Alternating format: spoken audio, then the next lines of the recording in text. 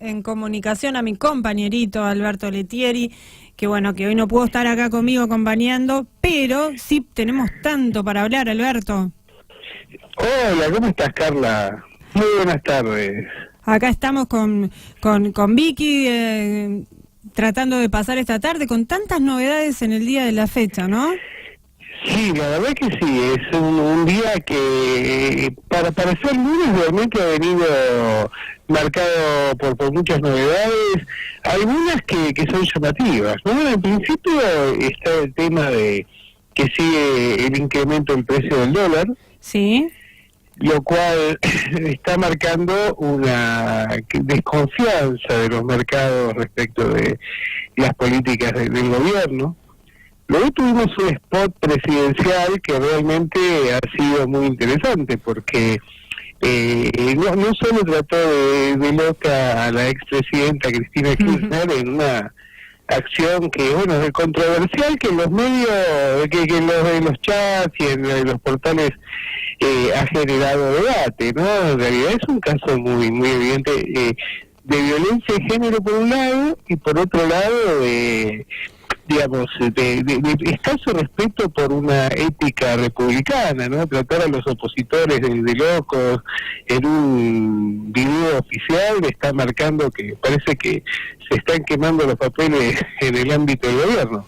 Y una suerte también de instalar nuevamente esta polarización de nosotros o Cristina, porque creo que después de la masividad que tuvo la convocatoria de los actores el viernes 25, el gobierno no tiene otra idea que salir a contrarrestar con esta especie de cadena en la que, bueno, entre otras cosas, primero vamos al punto, nos pide a los usuarios que, bueno, que no queda otra opción, no hay opción B, parece, que paguemos las tarifas así como vienen, pero además que cambiemos las bombitas por bombitas LED.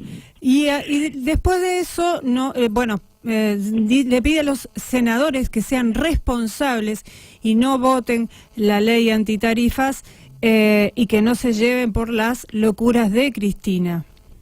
Bueno, hay un par de cosas interesantes. La primera nos pide que cambiemos las bombitas por bombitas LED, que incluso van a poner en 12 cuotas sin interés y con descuento. Lo llamativo es que las dos empresas que importan las bombitas LED pertenecen al propio presidente Macri y a Matías Peña.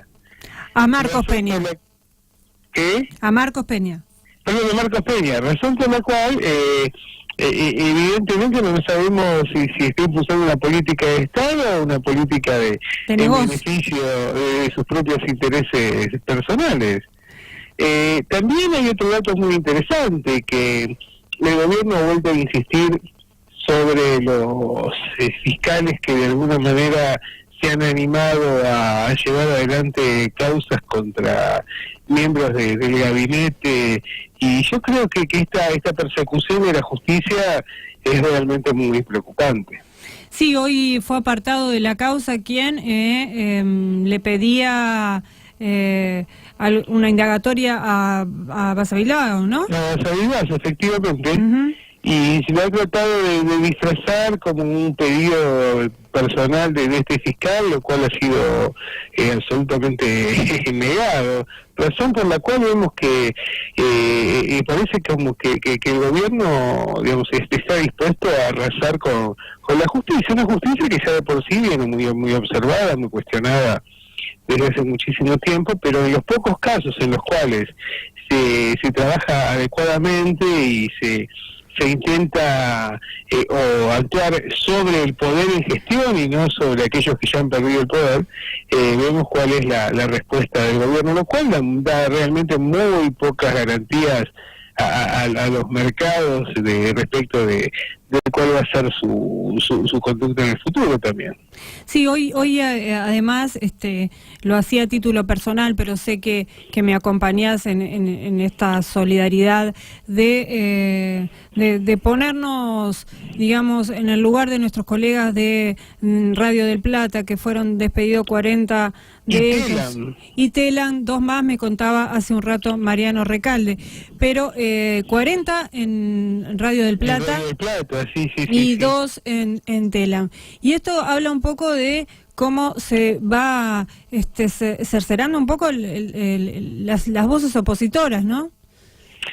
En realidad yo creo que ha llegado un punto en el que el gobierno tiene que recortar donde sea y se da cuenta de que ha alcanzado un límite. Por esa razón es que trata de compartir los costos de una pésima gestión con el peronismo racional, como se lo llama ahora, y efectivamente creo que ese peronismo sería bastante irracional si aceptara acompañar al presidente en este contexto, ¿no? Me parece que efectivamente las cuentas no cierran, se da cuenta además de que tiene poderes que son superiores a la propia voluntad del gobierno, por ejemplo lo que le ha pasado con la sociedad rural y que le han marcado la cancha claramente, ¿no? Le han dicho, bueno, el ajuste lo pagan otros.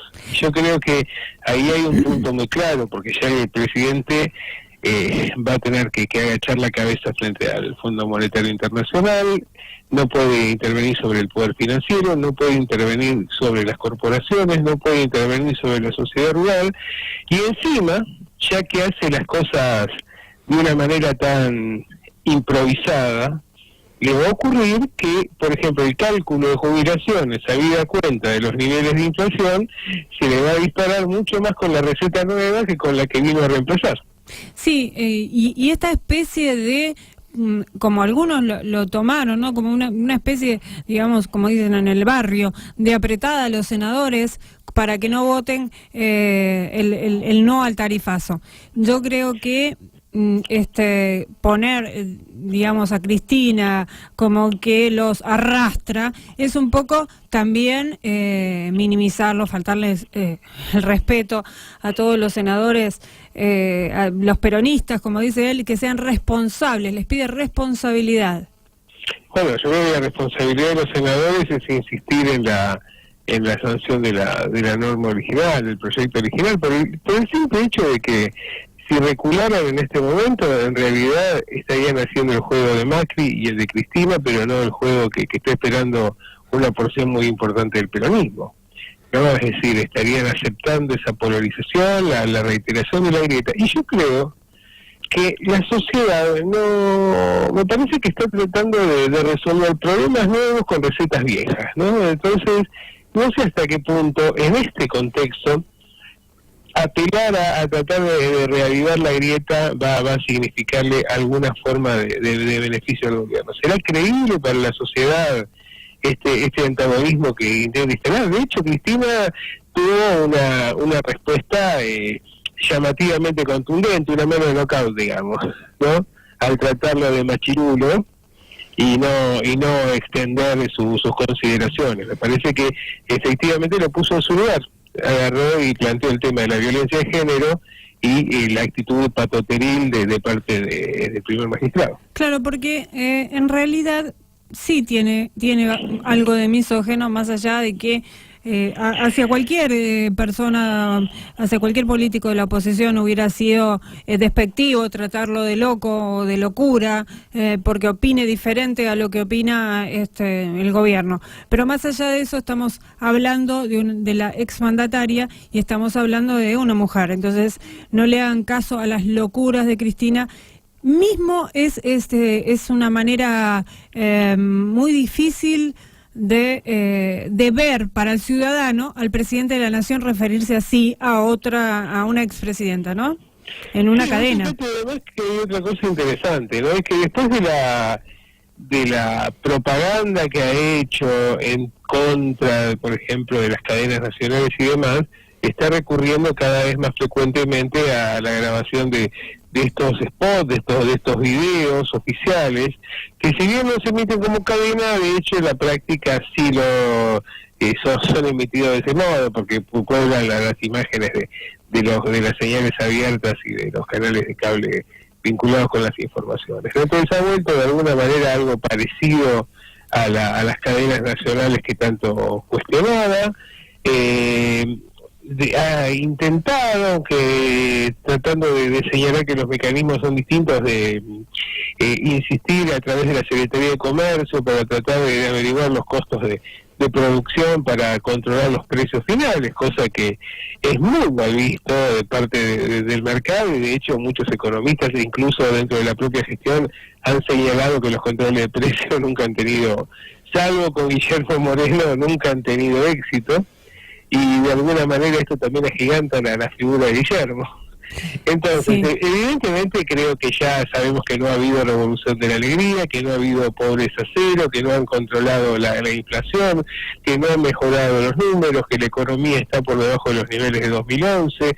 Es decir, esta gestión... que las paritarias no se han cumplido como debe se ser. ha cumplido, que no ha eliminado el impuesto a las ganancias. En realidad, creo que esta gestión puede... A ver, uno lo puede ver de dos formas.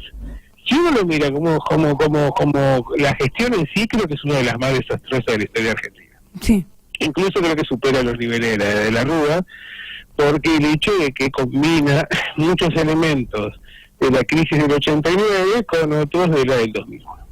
Entonces, por un lado tenemos esto, cierto que tiene un nivel de cobertura, de blindaje en los medios muy importantes, y todavía los mercados lo respaldan. Por la otra cuestión, y que uno puede preguntarse si esto que estamos atravesando hoy día es, digamos, el resultante del fracaso de la gestión de Macri, o es el resultado buscado, porque efectivamente ha habido beneficios considerables que han obtenido todos aquellos que están en el entorno o en las proximidades del presidente.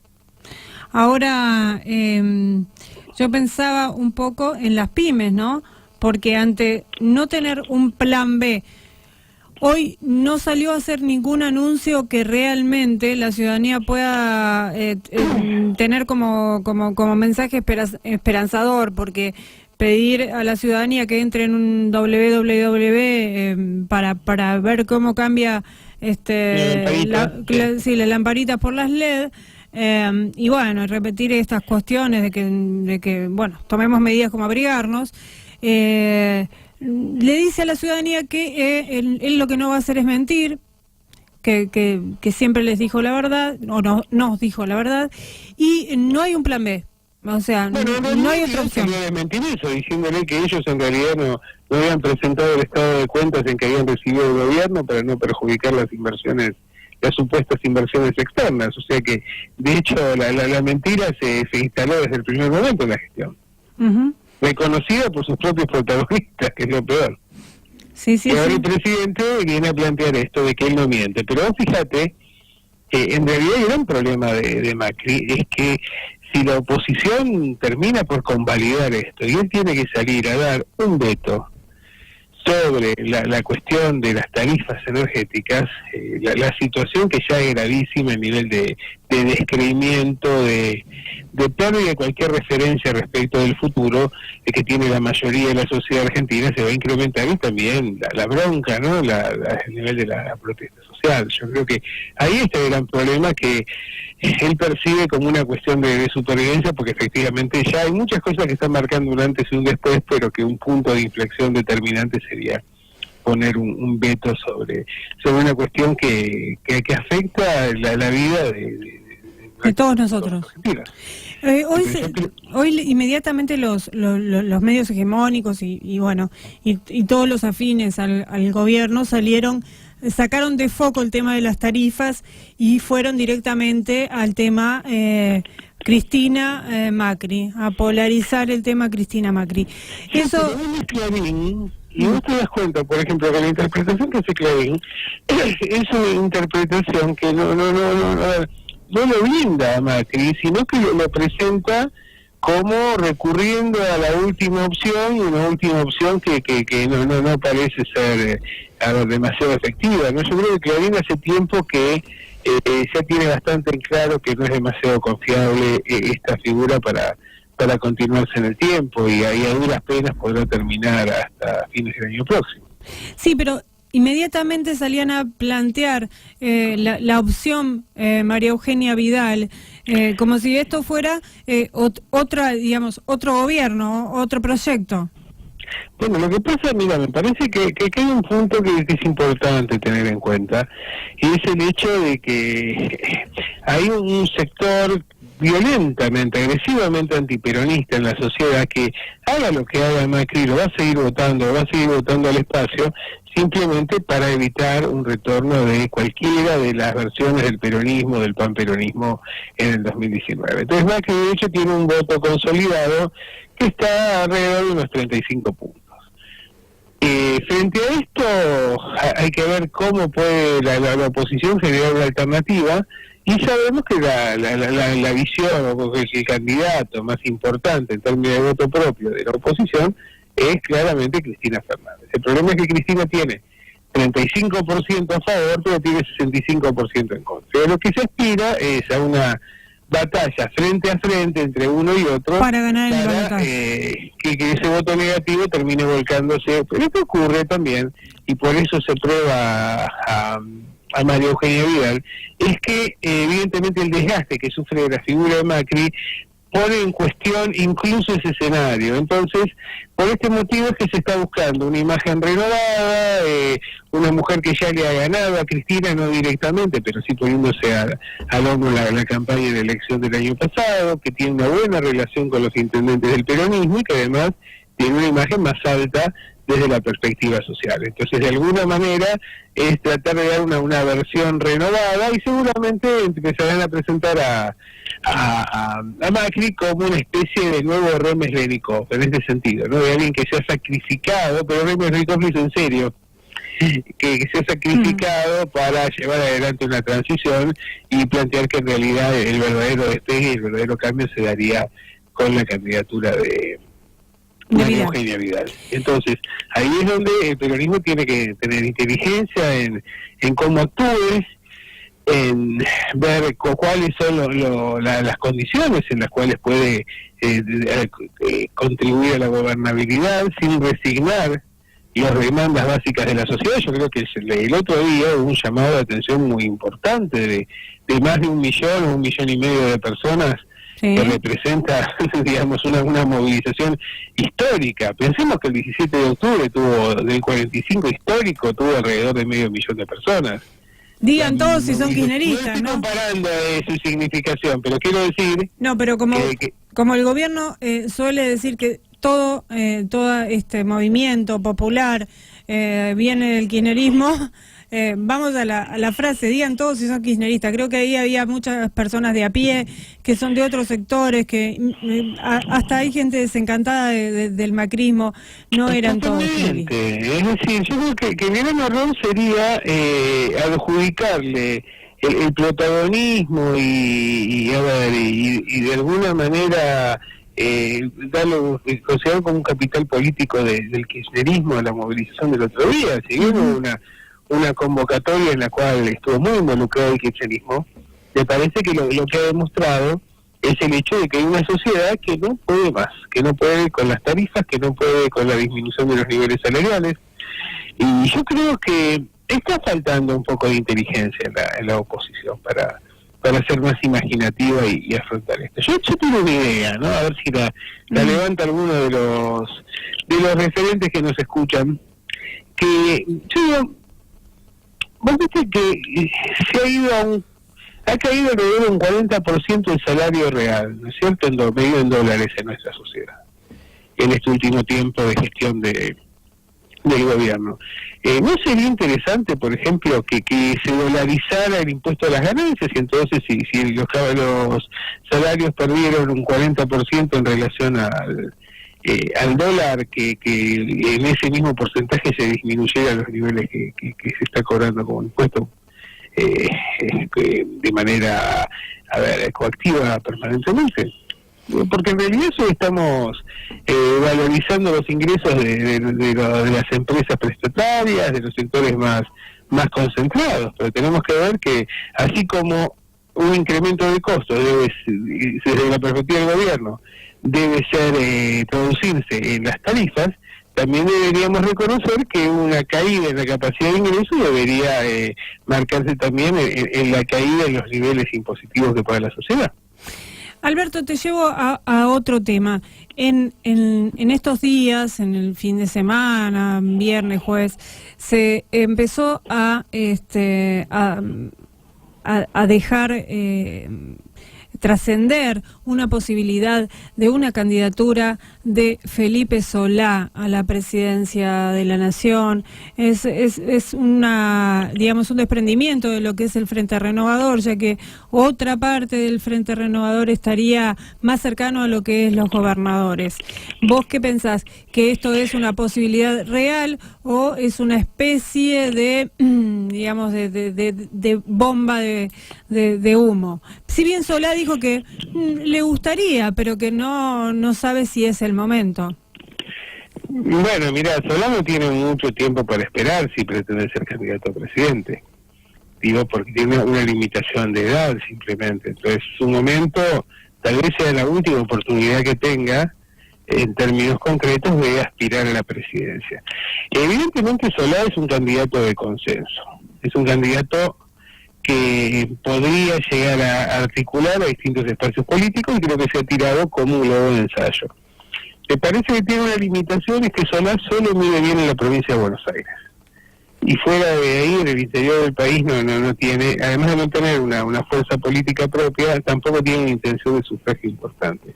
Es una figura de encuentro, una figura de negociación muy importante en el ámbito de la provincia. Es un excelente candidato a gobernador, por ejemplo, me parece, pero no creo que sea una figura convocante. De todas maneras, es lo que en una época se llamaban los tibios en la política argentina, es decir, alguien que no es radicalizado, que es una figura que tiene buenas relaciones casi con todo el mundo, sí, y que de alguna manera puede ser un punto de encuentro. Desde esa perspectiva, yo creo que Solá es un hombre atractivo. Me parece que en realidad es a ver, el problema es que los tibios no se tiran un año y medio antes de una elección.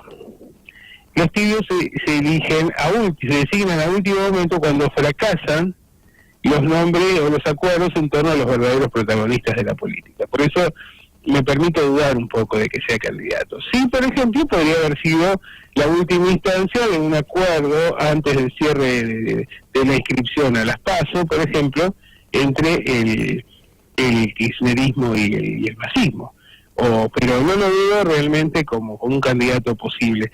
Me parece que en realidad es una jugada inteligente que está haciendo Cristina de un lado y Massa del otro para, digamos, tratar de no romper los puentes, pero efectivamente no creo que represente esto. Yo creo que la cosa pasa por otro lado, que donde yo estuve asistiendo la semana pasada, que fue contame un poco el lanzamiento de esta revista Movimiento 21, ¿no? Donde tuvo como invitados destacados, como oradores a Pichetto y a Urtubey, y también se hicieron guiños muy interesantes hacia Sergio Massa. Incluso se esbozó la alternativa de una interna, una paso entre Urtubey y Massa para cerrar el espacio. Y ahí yo realmente creo que esos dos nombres son dos nombres que pueden preocupar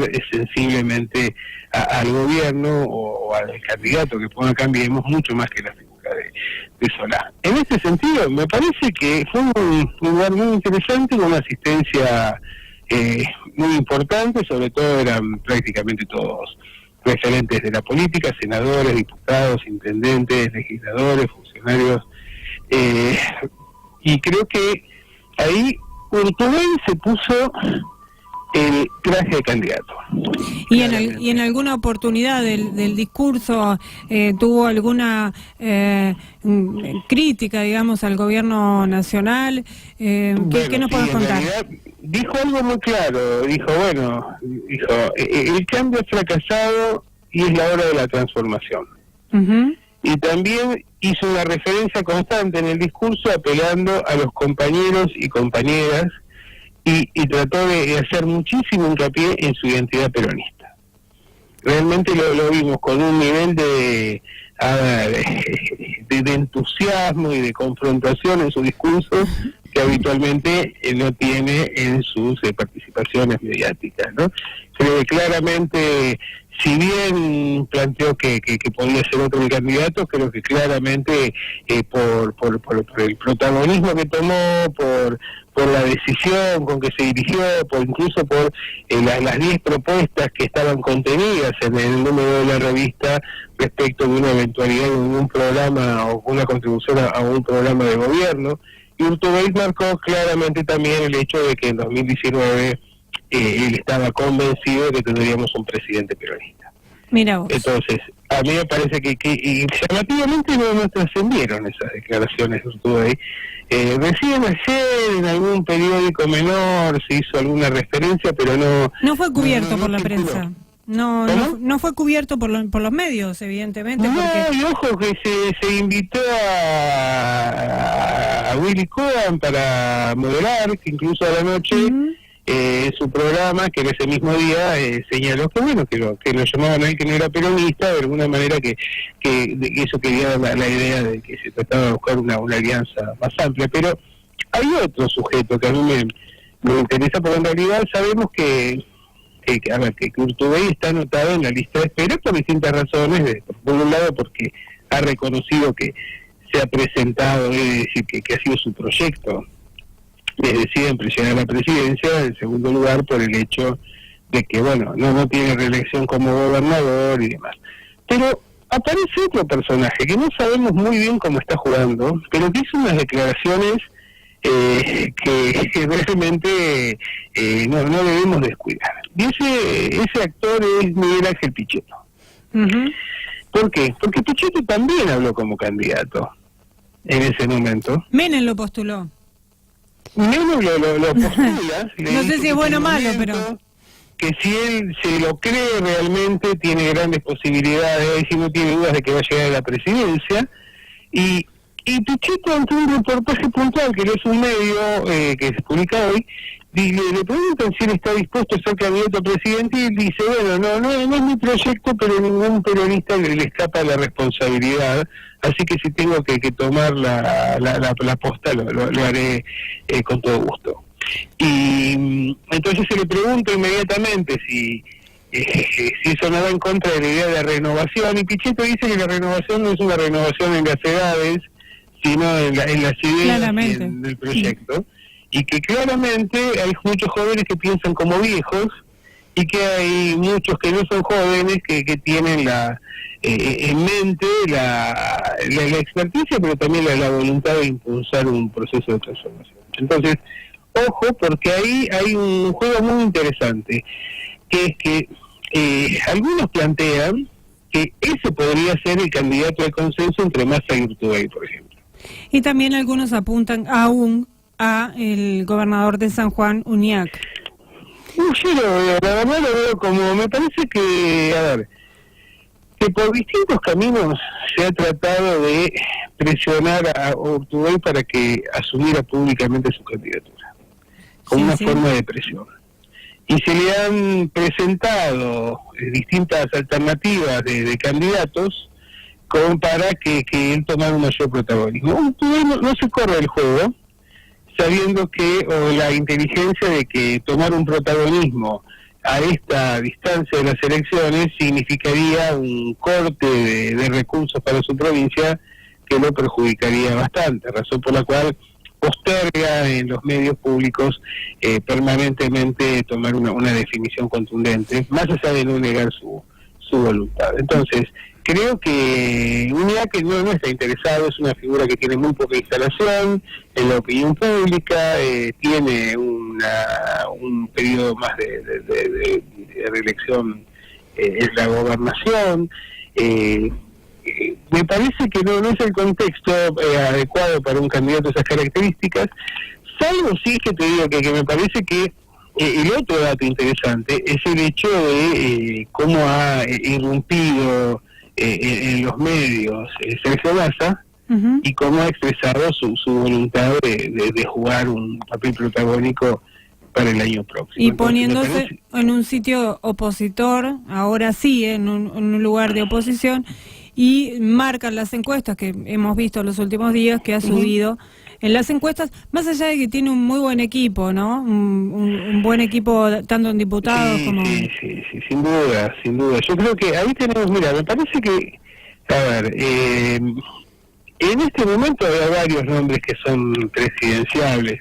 Vos te señalabas a Felipe Solá. Yo creo que Felipe Solá sería el tibio de consenso entre una eventual alianza del Frente Renovador con el cristinismo. Pero yo creo que esa es una alianza que no tiene vida porque le resta más de lo que le suma al Frente Renovador. Yo creo que por la estructura interna que tiene cada espacio, dentro del cristinismo sabemos que es una especie de ejército de zombies. Entonces, efectivamente, digamos, aquí ahí donde señala el dedo Cristina van a impulsar el voto.